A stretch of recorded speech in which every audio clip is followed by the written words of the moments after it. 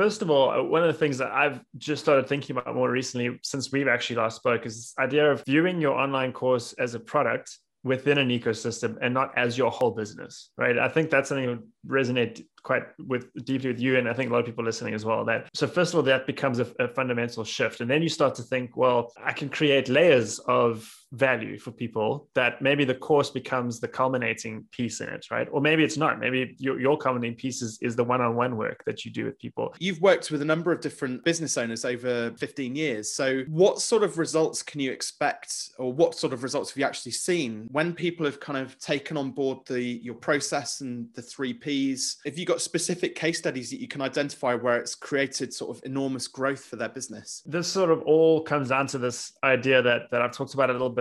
So this idea that if you do deliver a transformation for your students, and you can do that at scale, which a lot of the things I mentioned help you do that, you create this armada of alumni ambassadors for your program. And that's probably, as you know, one of the best marketing tools you could ever have, right? Just this infinite source of referrals, capped only by the amount of people you can get through the program and that you're delivering these transformations to. So one of the best examples of this was a mutual friend of ours, Ali Abdaal. Let me preface this by saying I played a very small part in Ali's overall course, which was phenomenally well done and put together from the beginning. But he brought me in to help develop this idea I talked about earlier, the journey sort of group. So the mentors, he called them peer supporters for his program. And so basically what it was is 5 people that each hosted an hour session. And so that first cohort had 350 people, right? So there is no way he as an individual could have ever touched all 350 personally, right? Although he definitely tried and got to most of them. But the 5 mentors that he had, or peer supporters, were able to do that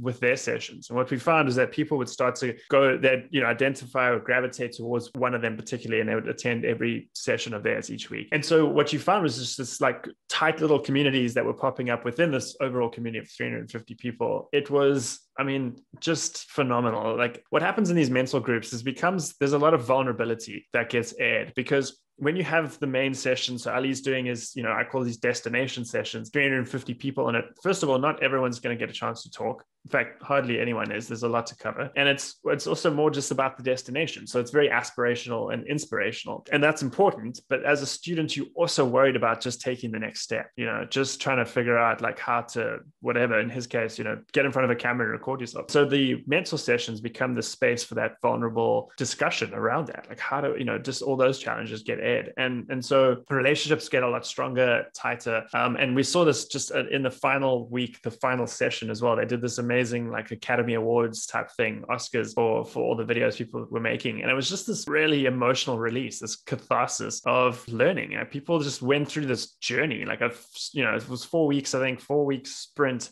of learning. And you could see that, the difference in the videos that they were producing, right? Which goes back to the prompts to action as well. Like, so they saw like their first video and their 4th video, and it was like, wow, like how much I improved. So it was just amazing. And one of the cool things that happened with this is so many people then made YouTube videos reviewing Ali's course. And so you just got all this like free marketing, blanketing YouTube, like it's phenomenal, right? Because everyone had this genuinely transformational experience. And what else would you want to do once that's happened to you is tell other people about it, right? 100%. And we should qualify, so Ali Abdaal, you can go and check out his YouTube channel. I think he's just about to breach 1.5 million subscribers as well, which is quite phenomenal. And his course is called the Part-Time YouTubers Academy. We should maybe ask him for some sponsorship, because he's just had he's had like 5 minutes worth of a plug there. But I did the first version of PYTA. It was such fun. Ali's one of those people who's just very humble, but very abundant as well with his knowledge, and just wanted to help as many people as he possibly could. And I don't think without the structure which he helped him to create with the course that he would have ever been able to deliver it to that many people and make such a big impact. He's since been able to sort of learn from that. Quite interesting, because me and him had conversations about how to price it and various things like that. So maybe we could touch on the pricing side of it as well. I know I talk a lot about pricing, but it's interesting to hear it from your perspective. How do you go about actually pricing a course? How much do you charge? This is definitely one of the biggest challenges any person has. So first of all, one of the things that I've just started thinking about more recently since we've actually last spoke is this idea of viewing your online course as a product within an ecosystem and not as your whole business, right? I think that's something that would resonate quite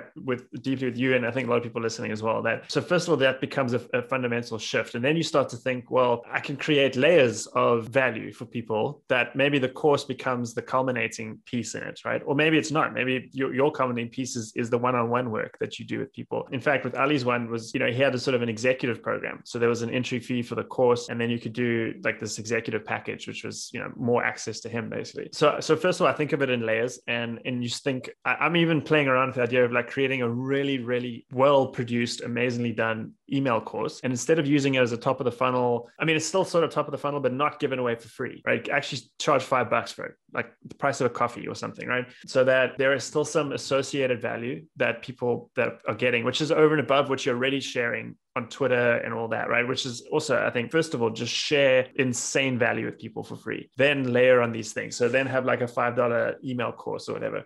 So now to answer your question more directly, it's hard to give numbers here, right? Because it is a kind of across the map, but I look at it as, can you provide value, like on-demand, self-paced value that has some value in itself, which is probably going to be another step up from your email course. There's going to be you recording some videos, sharing through some examples, giving people like the why and the what of what you're teaching. Then you've got this other value, which is the big one, which is the implementation, right? And that's where the sort of live cohorts come in, the group coaching, that kind of stuff. And that's where you're helping people take it on what you're saying and actually implement it in their day to day. And that's very specific. It's consulting basically. And then, maybe then you have like your bigger packages on top of that. So I think, you get courses across the map now from $1,000, sort of that live level implementation stuff, to $4,000, right? A passage is an example of that now. Ali's, I think around 2,500, 3,000. The point is, I think you could probably charge more than you think, right? Yeah, 100%. And I totally agree with that. And I think what a lot of people kind of look at it,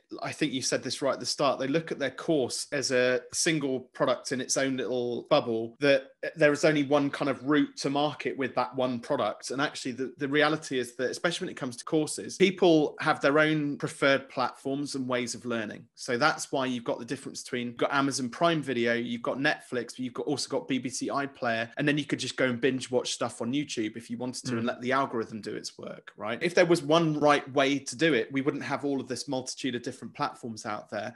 And it's the same for when it comes to courses. You could set up cheap or, free, very inexpensive course on something like Udemy, or you could make a slightly more polished course and put it onto Skillshare. You could do your entire course as a playlist if you wanted to on YouTube, and it would be entirely free. You could monetize it through ads. So my point here is there's so many different roads which lead to Rome, but there are a select group of people out there who need the community. They need the accountability of a coach to be able to bounce questions off. They need that executive level support. And so there is always space to have these sort of multiple thousands of pounds or dollars price tag on courses, even up to, I've seen courses sell for 6 figures plus, which are majority self-paced, but then with that access to that expert, a Frank Kern or the guy with the big hands, what's his name, Tony Robbins, that sort of thing. The thing you've reminded me about and talk about a lot is that whatever that spectrum of value is for that last thing, the reason Tony Robbins can charge as much as he does is also, you got to frame it in terms of the student, right? So how much is that value to them, right? What will they, going back to that transformation, what that thing they'll be able to do differently, how much is that worth to them, right? That's another frame to kind of look through this.